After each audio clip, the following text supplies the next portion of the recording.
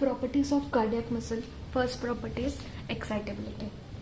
Cardiac muscle have the ability to respond to a stimulus. मतलब हमारे heart में मतलब जो मसल फाइबर्स है, अगर उसमें उस पर एक स्टिमुलस आया तो हमारा हार्ट रिस्पॉन्ड करेगा by showing excitation. Okay, and the factors that affect the excitability of the heart are referred as bathmotropic factors. Then second property is autorhythmicity. The ability of the heart to generate its own rhythm, that is autorhythmicity. Third property is contractility. Cardiac muscle is contractile. मतलब हमारे जो cardiac cell है, muscle fibres है, उसमें अगर suppose एक threshold potential का stimulus आया तो क्या होगा, हमारा heart will show contraction. And the factors that affect the force of contraction of cardiac muscle are referred as inotropic factors. The factor which were affecting excitability were bathmotropic and affecting the contractility are inotropic factors.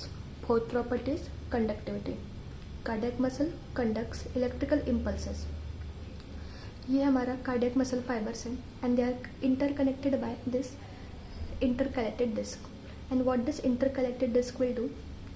They allows rapid transmission of ions from one cell to another cell. तो ये intercalated disc है क्या? This are junctional complex. Such as gap junction, adherens junction and desmosomes. इनका function क्या है? Transmit the impulse, they provide structural support and they do cell to cell flow of small molecules. Okay, then fifth property is syncytium. Cardiac muscle is syncytium. Syncytium मतलब क्या? दो cells, otherwise more than two cells, in which the cell are interconnected. And in this the cells are interconnected by intercalated disc. At each intercalated disc the cell membranes are fused with one another to form permeable communicating junction that allows rapid diffusion of ions. Okay, heart muscle are so interconnected that when cell become excited the action potential spread to all of them. मतलब हमारे जो heart है इसमें दो sensation है. One is atrial sensation and another one is ventricular sensation. Means what? All the cells of the atria are interconnected through with one another and all the cells of ventricles are connected with one another through syncytium. Means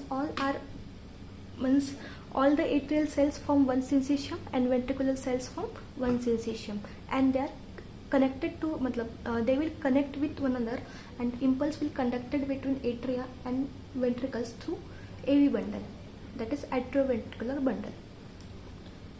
Then sixth property is all or none law. The all or none law applies to entire syncytium. This law states that a threshold or greater than threshold stimulus applied to any part of the syncytium will result in contraction of the entire syncytium. Suppose अभी जो मैंने बोला था वैसे ही same. Suppose हमारा एक stimulus आया और जिसका जो पोटेंशियल है वो थ्रेशोल्ड या थ्रेशोल्ड से ज़्यादा का है, तो क्या होगा? सपोज एट्रिया के एक सेल को उसने एक्साइट किया तो सारे के सारे जो सेल्स है जो एट्रिया में जो सिंसिशियम में है वो सारे के सारे सेल्स कॉन्ट्रैक्शन में जाएंगे. और अगर सपोज वही सेम स्टिमुलस हमारे वेंट्रिकल को गया तो वेंट्रिकल के सारे सेल्स सिंसेशियम में जाएंगे. हमारे स्केलेटल मसल में क्या होता है? अगर सपोज एक सेल को स्टिमुलस आया तो वो पर्टिकुलर सेल कॉन्ट्रैक्ट होगा, बाकी के सेल कॉन्ट्रैक्ट नहीं होंगे क्योंकि वो सिंसेशियम में नहीं है. लेकिन हमारे कार्डियक मसल में कार्डियक हार्ट में क्या होता है? ये सारे के सारे सेल्स सिंसेशियम में है, so they will contract. Okay, then 7, the action potential in cardiac muscle is prolong and has a long refractory period. We will discuss this long refractory period in latter part of the video. First, action potential is prolonged. Means what? First, we will see through this diagram. On y-axis it is potential and x-axis there is time. Okay. When we plot the graph, first in this is depolarization. Then the depolarization is sustained for about 0.2 seconds, forming a plateau. Then it goes abruptly. There is rapid repolarization. This plateau is responsible for prolonging the action potential in cardiac muscle. सबसे पहले क्या होगा? Depolarisation हुआ, एक action potential आया तो हमारा cardiac muscle depolarise होगा, मतलब कॉन्ट्रैक्ट होगा. फिर वो डीपोलराइजेशन 0.2 सेकेंड के लिए सस्टेन रहेगा, अब्रप्टली फिर रीपोलराइजेशन होगा।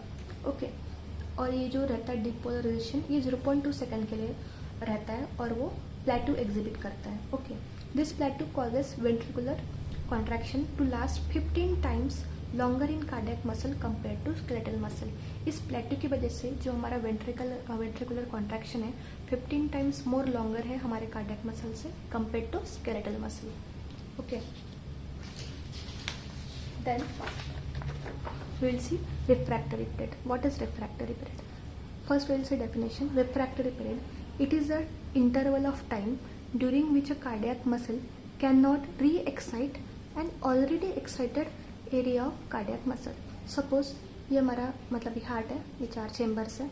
Suppose this area of our heart is already excited, मतलब ऑलरेडी वो कॉन्ट्रैक्शन में गया है और हम फिर से उसको स्टिमुलस दे रहे हैं तो वो फिर से एक्साइट नहीं हो पाएगा, और जो टाइम पीरियड के लिए फिर से एक्साइट नहीं हो पाएगा that is called as refractory period. Suppose हमने ये इसको फोर्स ऑफ कॉन्ट्रैक्शन पे वाई एक्सिस पे और इस टाइम को एक्स एक्सिस पे प्लॉट किया, then we are plotting this graph. Okay, इसमें सपोज हमारा हार्ट डीपोलराइज हो रहा है और इस टाइम पीरियड में सपोज इस यहाँ पे हम हमारे हार्ट को फिर से स्टिमुलस दे रहे हैं तो हमारा हार्ट फिर से एक्साइट नहीं होगा क्योंकि वो पहले से ही एक्साइटेशन स्टेट में है।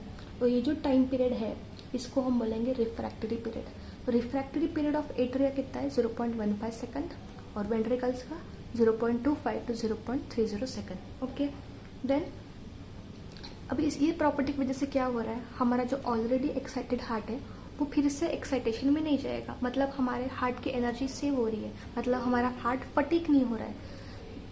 The long refractory period is one of the factor why cardiac muscle does not fatigue. Okay, then we will see one terminology, that is relative refractory period. Relative refractory period, it is a time period during which the muscle is more difficult to excite than normal but can be excited by a very strong excitatory signal. मतलब ऐसा time period जिसमें हमारा heart पहले से ही excited है but we can re-excite it by giving a stronger stimulus. Okay, और relative refractory period कितना है 0.05 सेकेंड। ओके, एक properties, cardiac muscle require calcium in the extracellular fluid to contract. इसको हम डायग्राम की मदद से देखेंगे। नॉर्मली क्या होता है, एक्शन पोटेंशियल आया लाइक अ स्केलेटल मसल, उससे क्या होता है जो कैल्शियम है वो हमारा सार्कोप्लाज्मिक रेटिकुलम से निकलेगा, उसके बाद एक्साइटेशन कॉन्ट्रैक्शन कपलिंग करेगा और कॉन्ट्रैक्शन करेगा मसल फाइबर का।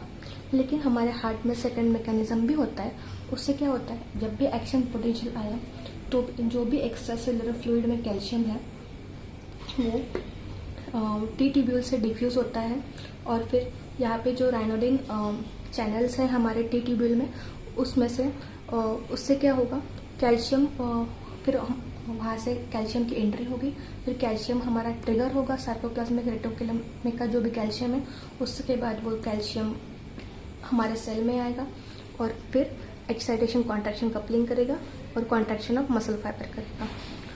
Calcium diffuse from the T tubules. हाँ, और एक बात, और जो कैल्शियम है वो अट्रैक्ट होता है किससे, म्यूकोपॉलीसैकेराइड से। म्यूकोपॉलीसैकेराइड नेगेटिवली चार्ज है, फिर अट्रैक्ट करेगा कैल्शियम को। Okay, and there will be calcium present abundantly in the T tubule. Okay, calcium diffuse from the T tubule, T tubule से यहाँ पे डिफ्यूज हो गया।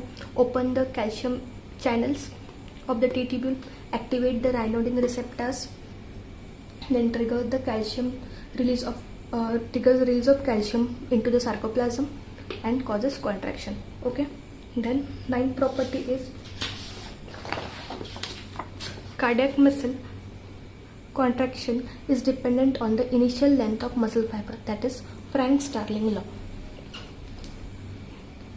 Force of contraction of cardiac muscle is dependent on initial length of muscle within physiological limits. इस बात का meaning क्या है, जो फोर्स ऑफ कॉन्ट्रैक्शन है कार्डियक मसल का वो डिपेंड करेगा कि पहला कितना लेंथ था हमारा मसल फाइबर का। सो ये कब काम आता है, जब हमारा कार्डियक आउटपुट कम होता है तब हमारा हार्ट क्या करता है, जो मसल फाइबर है उसकी लेंथ बढ़ाता है। अगर सपोज मसल फाइबर की लेंथ बढ़ जाएगी तो according to Frank Starling law क्या होगा, फोर्स ऑफ कॉन्ट्रैक्शन बढ़ेगा। अगर सपोज फोर्स ऑफ कॉन्ट्रैक्शन बढ़ेगा तो कार्डियक आउटपुट बढ़ेगा.